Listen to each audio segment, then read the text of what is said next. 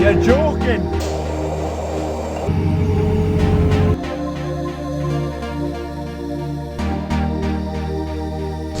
Very exciting day today, for more than one reason.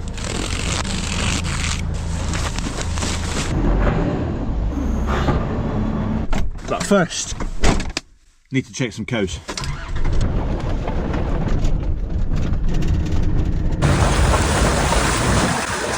Okay, so a few weeks ago I treated all the calves for coccidiosis, cocci, and we are now at a stage where I think everything is cleared up. There's the odd little bit of a dirty back end, but 95% are totally clean now, when it was 30% of the animals had a dirty back end. It's a parasite that affects the gut lining. Not often fatal, but it really does kind of stunt quite a lot of calves and affects them for a while if you don't get on top of it. So thankfully the treatment we've done has worked, and now the calves can be growing rather than getting stunted back and dealing with an illness. Thank God for that. There's Jimmy. Go on, Jimmy. A bull update. Euro, the Angus, absolutely no problem. Touch wood, he's been great so far.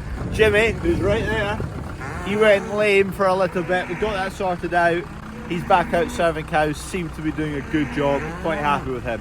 Mike, who was tested a little bit subfertile, also went lame. He's out in the field, he just does quite a bit of lying down. And then Native, the new bull, still in the shed.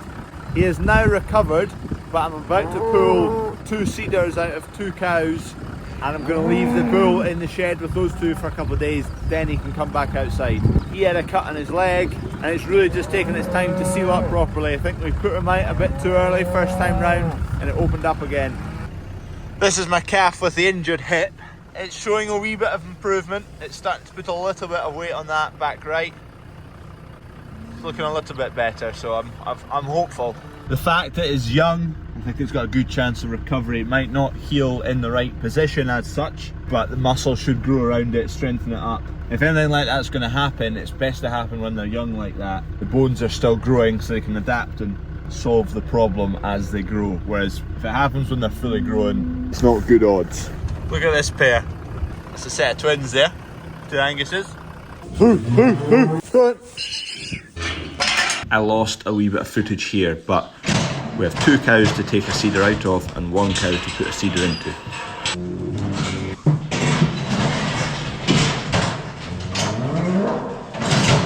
She can't be done, she's just calved 5 days ago. She's not ready for a seeder yet.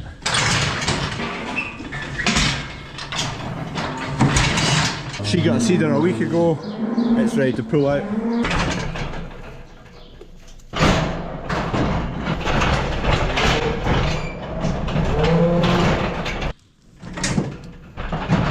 So that's going to be in there now for a week. It's releasing progesterone. It's going to be a hormone blocker. And then once we pull it out in a week's time, hormones are all reset. She will then, within 48 hours, start to cycle. This is what releases the progesterone. Those 2 legs fold up and go into that applicator, pull the trigger, and releases it, and obviously the legs hold it from coming out again. And then once we're done, we just pull that wee string on the end to take it out. I've got 2 more to do, but they're not ready to do yet. For the 2 that we've taken out just then, they're now ready for a bull. Go! That's it.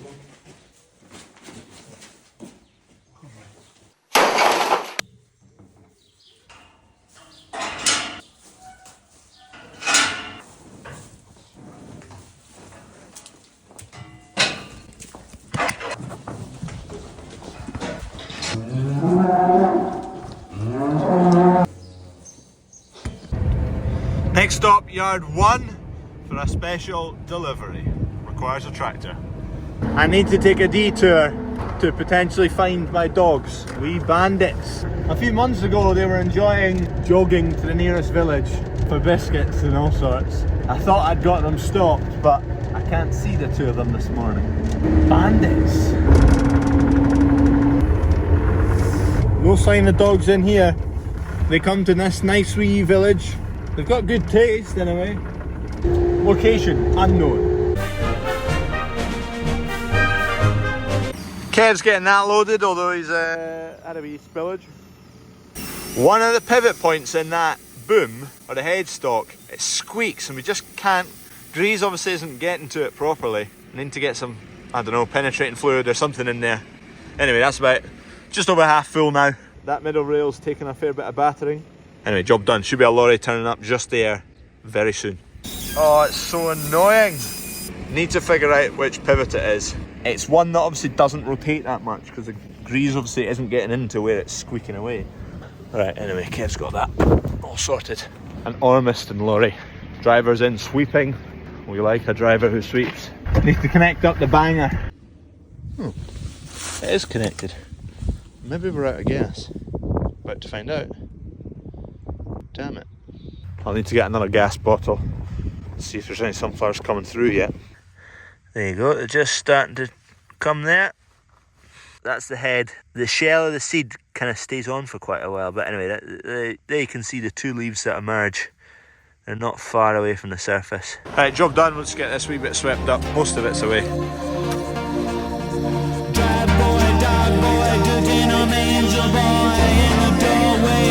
She was a lipstick boy, she was a beautiful boy, and tears boy, and all in your inner space boy. You had handgirls boy, and steel boy, you had chemicals boy. I've grown so close to you boy, and you just grown boy. She said come over, she smiled at you boy.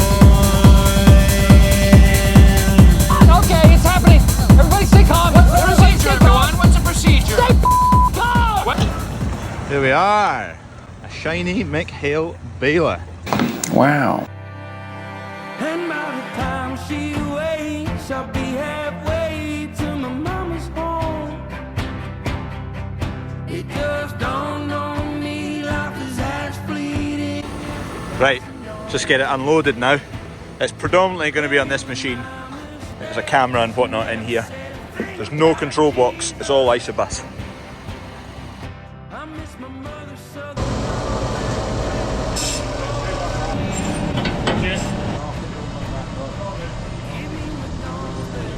There we go. A V6 760 McHale. This one off, get the old one back on.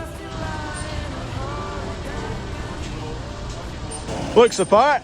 Let's just hope it performs. McHale guys were good to work with. We were kind of to and fro in between a few machines and McHale made it worth the while. No messing about now, we just need to get some flipping silage cut. Should have been at it this week, but just other things got in the way. Now we're going to end up messing with the weather. It's been a really good spell now. We should have had it all done and baled. And anyway, say goodbye to the class. I think that bed is away to the Highland Show. We're keeping the tractor, mind. Just fine timing. New baler's landed, old baler's on. Lorry is here for a load of wheat. Quickly load that up and then we'll have a fiddle with the baler. There's a screen in here to sort out. He's going to end up too close, this boy. Where's he going? I have no idea. Taylor Farms, like the crisps. Used to be Mackey's Crisps, rebranded to Taylor.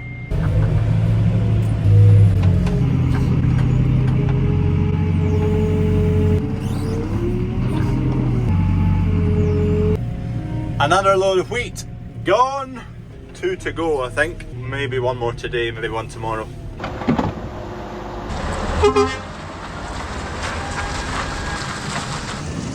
And the yard's empty again. Just going to yoke this baler up and have a fiddle. We might need to change the angle of the dangle of the drawbar there.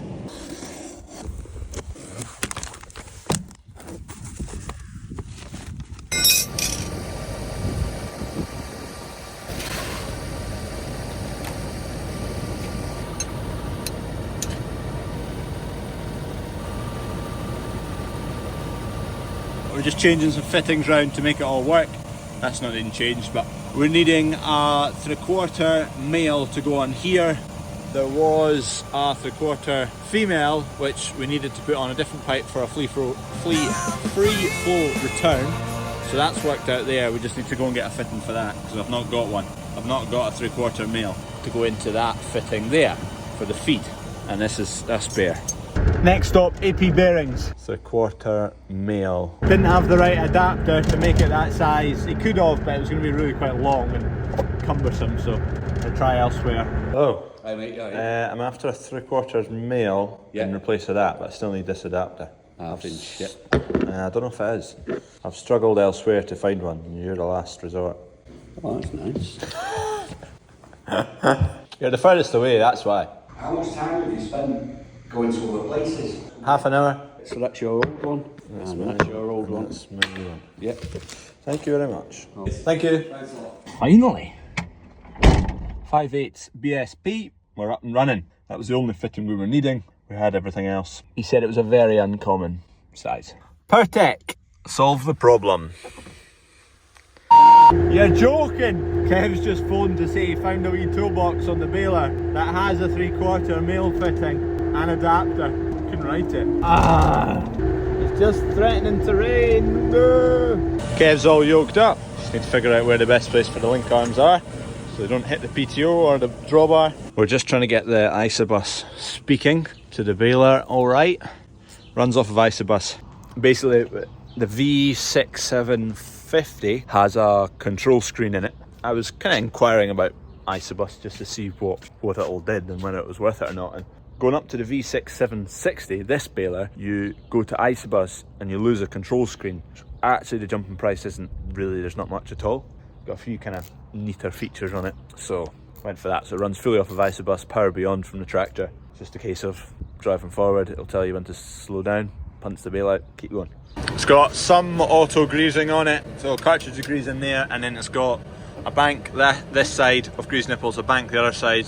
Variable chamber, 15 knife chopper unit on it. It's mostly going to be on the fent. I'm hoping we're getting a spacer there for the drawbar because the pin on the New Hollands is different, but because it's Isobus, it should just be plug in, away you go, if we want to chuck it on another tractor. So it's loading up there.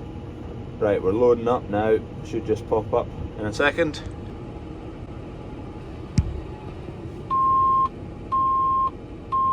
Okay, so apparently to run off of Power Beyond, there's a valve block which I think is under this panel right now, with a blue sticker on it that needs to be twisted out 5 threads. Here we are, this main valve block, so this needs screwed out 5 full threads, and then we'll be working off of Power Beyond. That Allen key in the middle, so crack this 17mm Allen key out, 5 full threads, tighten it all back up. We've not yet got the baler fully going, but there's a load in for wheat. By the way, the dogs are back for anyone who's worried. Now, as you all know, my Defender is very, very reliable. Oh no. So, I am travelling north a few miles, and I do not have a single tool with me. I don't know if this is a sensible decision, but I'm not going back for tools, I forgot. The Bandit Mobile.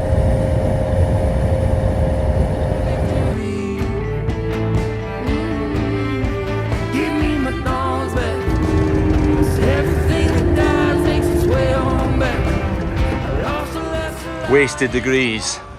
We have product which is ready.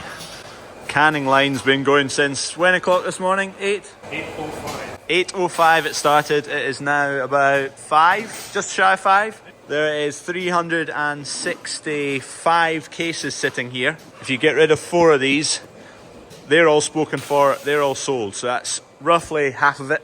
The next half is to go. It's just been explaining it's been canning really, really well. All to do with temperature, it's heated up a bit outside. So they're just going to keep going into the evening. So that 8, 9, 10, 11, 12, 9 hours to do that so far. So we're looking at roughly 1 in the morning. 1 in the morning. This is Thursday right now. Thursday, and good shift. I'll not be here at 1 in the morning. Oh, hold on. So there's the wasted degrees, guys. So they're coming in these boxes. They're double walled. Another reason I went for cans is because cans don't smash like bottles do. You did a few tests throwing them downstairs? Down the staircase 3 or 4 times, they're okay. They're bomb-proof. I've got a couple of time lapses going over there, so you'll see the whole canning line. Very cool wee machine that does all the canning. Here's the cans as they come. So they arrive without a top on them, and then that machine back there, via, it's all pneumatic, it crimps the lid on the top with a wee seal on it as well, and that's how your cans end up made. There's a wee message on the bottom once they're through that machine, so have a look out when your cans arrive. You could There taste, comes a dud. I'll try could that one. taste that if you My like. first taste out of a can. And when does it get carbonated in this process? Carbonated in the tank.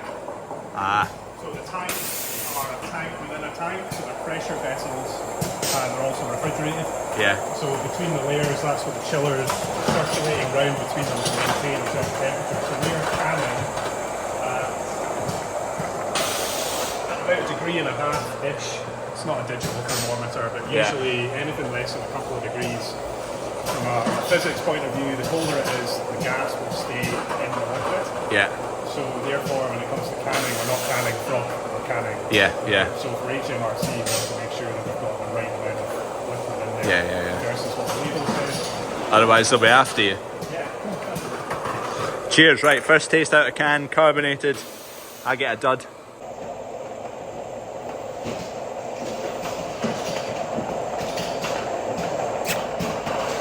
Sweet as a nut. Nah, they've got that done. They've got that done well.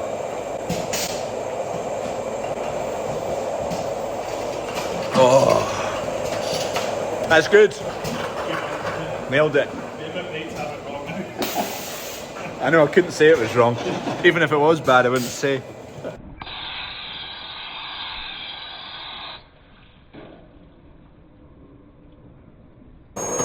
Okay. Oh, alarm, alarm, alarm. Yeah, so Another one. yeah, I just pulled them out so they've not had any water splashed on them. Ah, right. I've got to drive. Right, so these are the caps. You can see how it works. They start off with a wee lip like that. This lines up with it, goes on there. There's a tiny wee seal in there. And then they both get crimped together. That's all the lids. The canning machine drops them down. There you can see the lids. So one will drop down from the top here. There it goes. And then it gets caught by, I presume, an air bit of suction there. Got a wee airline coming off it. And then once they get to this stage, a can will come along full of lager. Drop them on. This crimping tool crimps them together. Puts them up. So these two are idlers and that's the drive shaft. And it crimps the two together.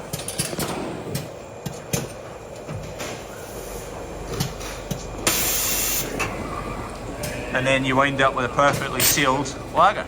So when they come to this stage, they're still kind of covered in lager, so water gets dribbled all over them, and then the air then blasts all the water off, and then they come out pretty much spotless. And then they come into the conveyor belt where they get a label, end up over there with Jack, go into a box, land on the pallet, onto my trailer, back to the farm, posted out drunk. Here's all the pressure regulator for all the different systems in there. You can see all the gauges going. 0.3 megapascals. This one pings, bang, bang. And then on the canning line, this wee pneumatic arm just shunts them all up, keeps them moving. Two at a time, basically. Everything's done in twos.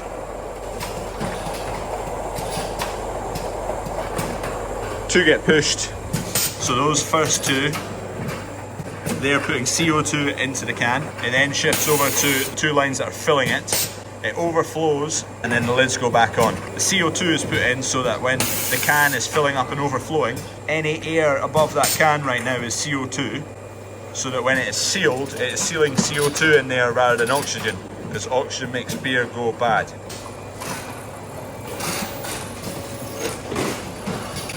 Voila.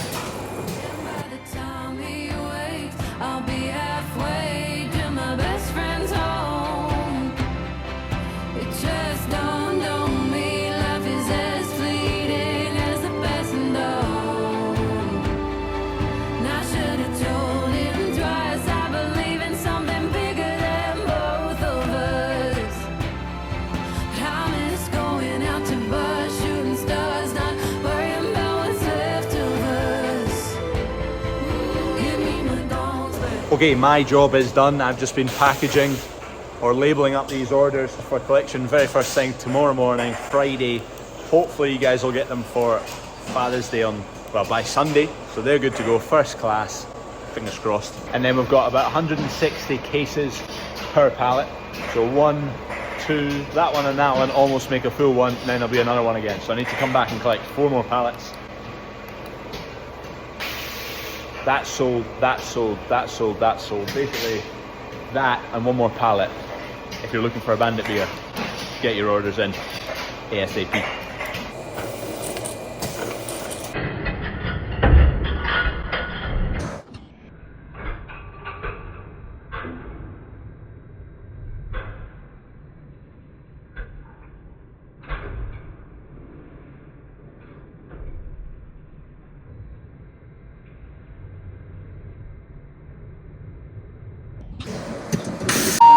Huge game of football tonight, Scotland versus Switzerland, massive. So the very first person to buy a case of Bandit beer after Scotland score, which they will, I have faith, you will get it for free. So be fast or be last. If you ain't first, you're last. You know what I'm talking about? And we're off. It is now, I don't have a watch, but must be about 8 o'clock. These guys are 2/3 of the way through. They've got another 5 hours ahead of them, I think. Oh, I had a great time in there, packing beers. Thank you very much to anyone who's ordered, and I can't find my keys. Hey Pooch. They've not got a forklift today, it's here tomorrow. So I'm just taking 5 cases back to put into the shop tomorrow morning. And then I'm back up the road tomorrow to collect as much as I can. And then other than the first 100 cases, we can get the rest, get them shipped out ourselves. Smashing! If you've not got your orders, fire down to the link below, get yourself a Bandit beer. And we are home. Boogie, boogie, all night.